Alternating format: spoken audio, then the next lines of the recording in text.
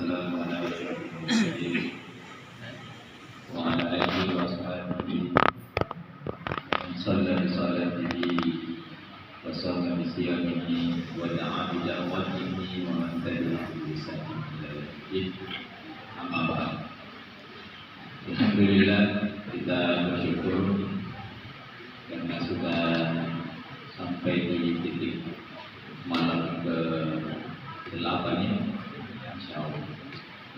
Sekalipun hujan malah seharusnya kita tambah semangat ya. Karena yang paling jauh dari sini saya. Dan tetap semangat karena kita berdoa semoga setiap titik hujan yang membasahi payung kita itu kelak nanti menjadi saksi yaumil akhir bahwa bapak-bapak jamaah Masjid Al-Ikhlas ini ya adalah orang-orang yang mengisi Ramadan yang malam-malamnya dengan bertakwa kepada Allah Subhanahu.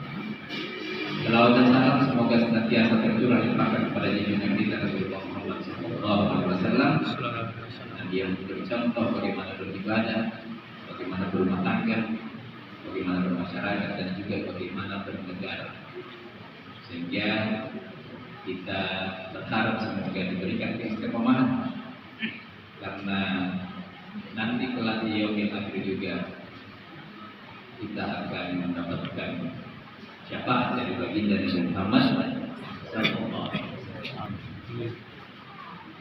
Hadirin jamaah salat tarawih yang dimuliakan Allah Subhanahu wa taala, setiap yang diperintahkan oleh Allah Subhanahu wa taala kepada kita itu sebenarnya mampu kita kerjakan. Bahkan ringan kita kerjakan insyaallah. Puasa ini tadinya berat Pak ya. Ternyata sudah 7 puasa dan kita mampu. Coba 1 bulan sebelumnya disuruh puasa berat, ternyata setelah dilakukan ringan subhanallah. Sama juga sholat bisa kita kerjakan, bahkan ringan kita kerjakan karena hanya 5 menit ya sekali sholat dan tidak menyita waktu kita. Inilah yang disampaikan oleh Allah Subhanahu wa taala di dalam Al-Qur'an, la yukallifullahu nafsan illa wus'aha. Allah tidak membebani seseorang itu kecuali dalam batas kesanggupannya, kecuali dia mampu mengerjakan. Jadi puasa ini sekalipun mungkin berat, ya sebenarnya bisa kita kerjakan. Bahkan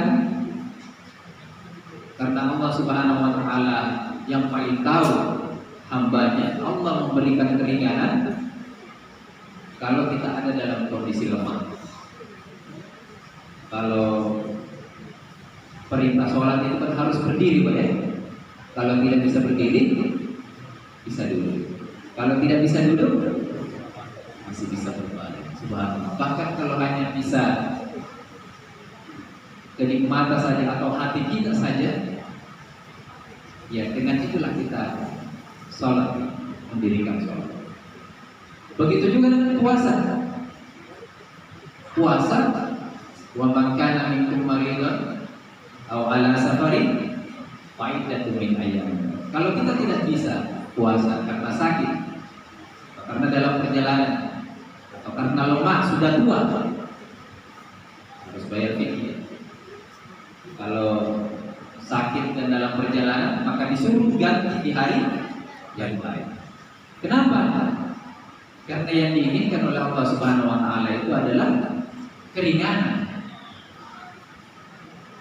Yuridullahu bikumul yusra wa la yuridu bikumul usra. Allah menginginkan keringanan kepada kita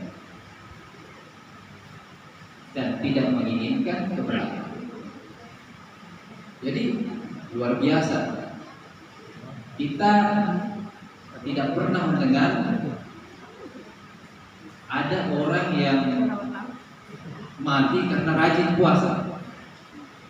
Pernah tidak dengar Pak Ai di sana mati? Kenapa? Dia puasa. Yang sering saya dengar, si pulang sana mati. Kenapa? Dia makan coto 2 mangkok, lalu pulang tak kancing, akhirnya stroke dan mati. Gitu ya. Jadi subhanallah, ketika Allah Subhanahu wa taala memerintahkan kepada kita, itu hakikatnya baik buat kita. Sholat ternyata setelah diteliti baik untuk raga kita, bahkan mendatangkan ketenangan buat kita. Sesuatu yang hari ini sangat mahal. Negara-negara maju, rakyatnya sudah bergelimang harta, punya apa saja, mau kemana bisa, tapi ternyata tidak menemukan yang namanya ketenangan.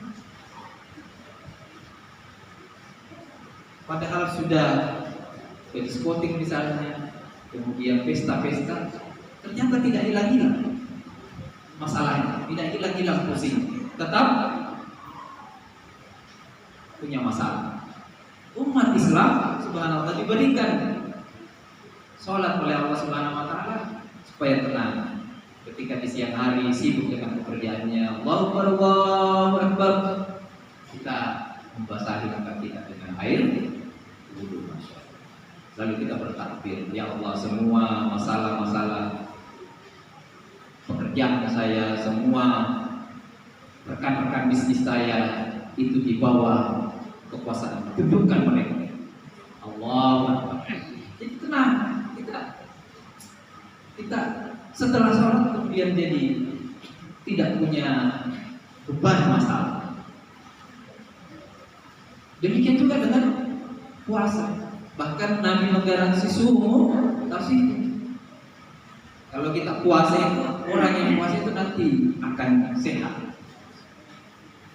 Ya bahkan hemat ya, kalau Senin Kamis kita puasa, apalagi ada batal puasa bersama misalnya Senin Kamis, itu kan bisa menghemat pengeluaran. Apalagi yang jomblo, ya misalnya sudah membuncah syahwatnya, sudah pengen kawin, sudah pengen nikah, lalu tidak punya modal untuk nikah, kata Nabi, maka sebaiknya puasa dulu. Ya masyarakat syabab, man istata'a minkumul ba'ah falyatazawwaj. Hai pemuda, kalau kamu sudah bisa kawin, mampu kawin, maka kawin segera. Tapi kalau tidak mampu, fa illam yastati fa alaihi bisyam. Kalau tidak mampu, maka puasa.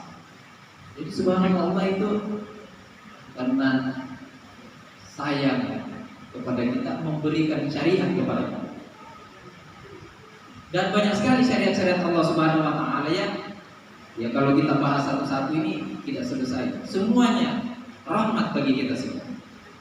Perintahnya, kemudian larangannya. Apalagi larangan kayak kita dilarang berzina misalnya, dilarang berjudi, dilarang apalagi? Dilarang miras, ya. Dilarang apapun, itu semuanya untuk kebaikan. Nah sayangnya, sekalipun umat Islam ini sudah memahami bahwa perintah-perintah Allah tadi baik, larangan-larangan Allah itu tadi untuk kebaikan diri manusia, belum bisa mendorong dia untuk melaksanakan perintah-perintah Allah, menjauhi larangan-larangan. Kira-kira kenapa? Jawabannya karena ketika kita ingin melakukan sesuatu, maka memang harus ada motivasi, harus ada dorongan yang kuat. Setidaknya ada 3 yang mendorong orang untuk melakukan perbuatan. Apa? 1, karena dorongan materi. Datang jam 8, pulang jam 4, kerjanya jaga toko, setiap bulan digaji, banyak yang mau. Kenapa? karena ada gajinya. Kalau tidak datang sehari, langsung potong gaji. Yang kedua, karena motivasi emosi, karena motivasi perasaan, karena dorongan kemanusiaan. Misalnya kita mendengar ada kebakaran di Pasar Baru, tanpa dikomando kita semua mengajak orang lain untuk membantu saudara kita. Tanpa kita tanya lagi apa sukunya, apa agamanya. Dan Islam mengatur semua itu. Tapi kedua dorongan tadi ini masih lemah. Dorongan karena harta itu gampang. Kalau ada dorongan materi yang lebih kuat, maka dia akan mengambil dorongan materi yang lebih kuat lagi. Dia sudah kerja misalnya jadi karyawan, gajinya 5 juta. Tapi karena dia melihat, wah ini ada yang lebih menggiurkan. Misalnya bosnya punya lemari lupa dikunci, bisa goyang, lalu dia ambil seluruh isi lemarinya dan dia melarikan diri.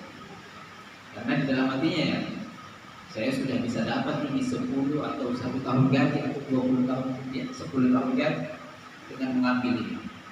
Ini sudah bisa jadi modal. Jadi gampang dibolehkan. Kalau dibilangkan, kalau ada yang lebih besar lagi, maka dia bisa goyang.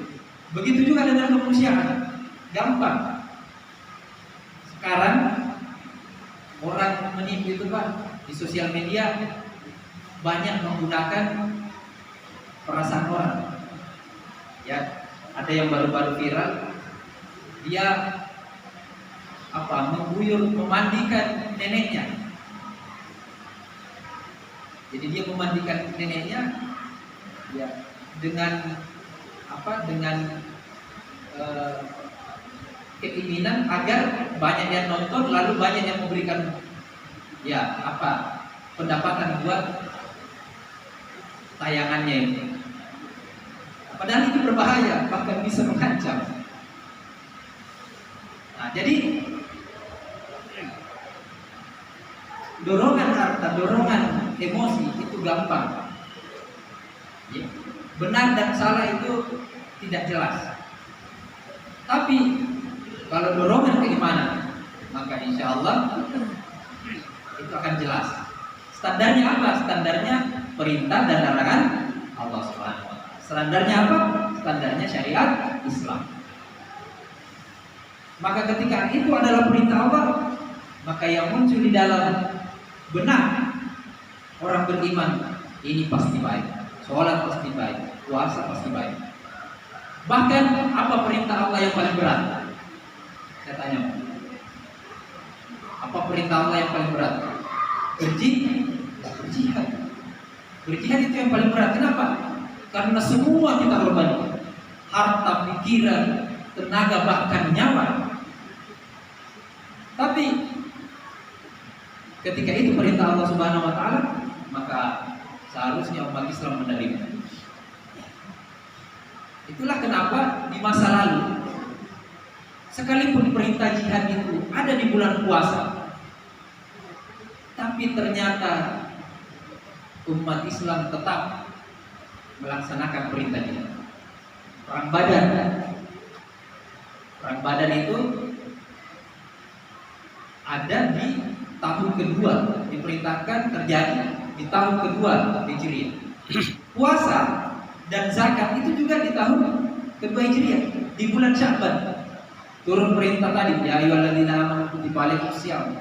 Berarti ketika datang bulan Ramadan harus puasa. Ternyata di bulan Ramadan itu pula umat Islam itu diserang oleh kafir Quraisy. Maka mau tidak mau harus juga berjihad membela Madinah. Dan bayangkan 300 jumlahnya umat Islam, jumlahnya kafir Quraisy itu berapa? 1000. Kira-kira kalau kita lagi puasa, ada perintah yang berat. Kalau kita sudah mengeluh, kita sudah cari cara alasan, kita ini puasa. Tapi umat Islam pada saat itu langsung menyongsong perintah Allah, perintah Rasul untuk datang ke perjanjian. Allah memberikan pertolongan. Bisa umat Islam kerja. Bahkan ada perang Ahzab. Perang Ahzab itu perang Khandaq. Ya, sama. Umat Islam diserang oleh kafir Quraisy, dan di bulan Ramadan itu umat Islam diperintahkan oleh Rasulullah SAW untuk membuat parit.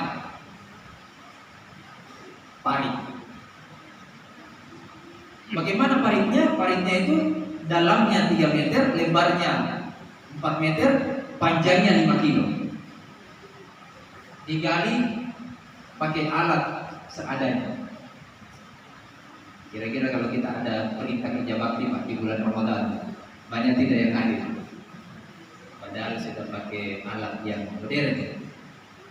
Saat itu para sahabat dengan kekuatan imannya, sami nama menggali tanah yang berbatu dan selesai proyeknya atas izin Allah. Dan subhanallah, umat Islam pada saat itu dijaga oleh Allah Subhanahu wa taala. Ketika terjadi perang, hampir saja umat Islam itu dikuasai, tapi karena datang angin yang kencang, akhirnya angin kencang itu membuat musuh itu istirahat sampai kemudian habis perbekalannya, dan kafir Quraisy itu pulang. Jadi, nah ini juga lah seharusnya umat Islam yang harus ditanamkan di dalam dirinya hari ini. Kalau setiap perintah Allah itu, satu, bisa kita kerjakan, dua, ringan. Kalau itu karena dorongan keimanan, bahkan Allah akan memudahkan, memberikan jalan yang mudah bagi kita.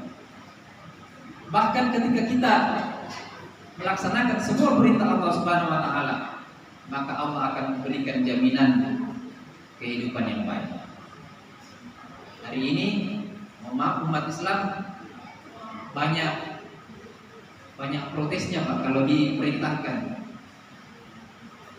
untuk menjalankan syariat Allah Subhanahu wa taala.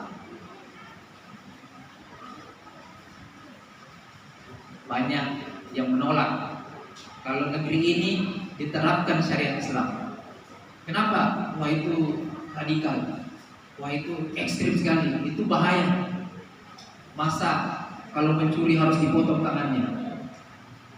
Masa kalau begal itu ada yang dibegal, dirampas hartanya, maka hukumannya itu potong tangan kanan, bersilakan dengan kaki kiri. Ngeri tidak? Tapi ibu-ibu ngeri tidak? Ngeri apa senang? Ngeri. Memang mau begal. Yang ada kita ini jamaah masjid ini semua korban begal, takut keluar malam. Yang dibegal, yang dipotong, dihukum itu kan orang yang melakukan begal. Yang dipotong tangan kirinya orang yang mencuri. Ya Bu ya? Jadi tidak usah khawatir. Justru sekarang ini kriminalitas itu setiap 1 menit ada kriminalitas. Coba ya. Dan kita tidak bisa menghentikan kriminalitas ini dengan hukum warisan Belanda. Sudah direvisi KUHP-nya dengan ya produksi anak negeri, tapi ternyata lebih bahaya ya, daripada hukum warisan Belanda. Jadi jemaah yang dimuliakan oleh Allah Subhanahu wa taala, sebenarnya Allah itu memberikan syariat kepada kita itu untuk kebaikan kita, untuk keamanan kita, untuk kesejahteraan kita. Satu contoh lagi. Kemarin saya buka Google, ternyata 94% tanah dan air di negeri kita ini 94%-nya itu dikuasai oleh perusahaan, oleh asing, bahkan orang luar. Jadi yang rakyat Indonesia berapa?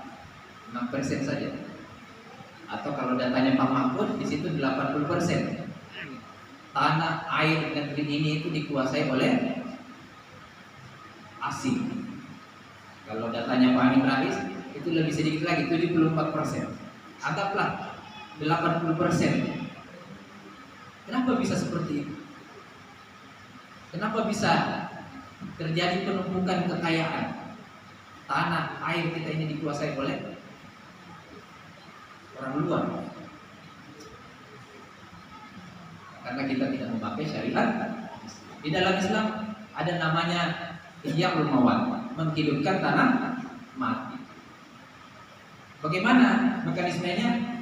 Kalau ada tanah yang terlantar, tidak diolah sama pemiliknya selama 3 tahun, maka di dalam pandangan hukum Islam itu sudah tanah mati.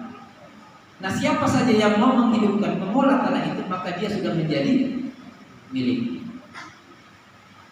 Coba, jadi tidak akan mungkin tanah luas itu, ya seluas itu lalu dibiarkan begitu saja. Di Sorong ini masih banyak, Pak, apalagi di Aimas. Ya. Saya kebetulan tugas di Aimas, yang bertani itu banyak yang tidak punya lahan, malah dia mengolah lahannya orang. Ini kan kalau dalam Islam tidak adil. Nah, jadi subhanallah. Jadi kalau kita mau Islam, insya Allah Islam itu akan memberikan rahmat kebaikan. Sayangnya tadi kita masih ragu-ragu dengan Islam, bahkan curiga ini jangan-jangan kita kembali ke masa lalu. Oleh karena itu, di bulan Ramadan ini mari kita jadikan sebagai bulan untuk mempelajari hukum Allah Subhanahu wa taala, syariat Allah Subhanahu wa taala yang hakikatnya itu bisa kita kerjakan, bahkan ringan dikerjakan, bahkan ketika kita menjalankan syariat Allah Subhanahu wa taala secara kafah, dia akan memberikan rahmat bukan hanya bagi umat Islam, tapi bagi semesta alam, insyaallah. Mungkin itu yang sempat saya sampaikan. Hadanallahu wa iyyakum ajma'in. Wassalamualaikum warahmatullahi wabarakatuh. Waalaikumsalam.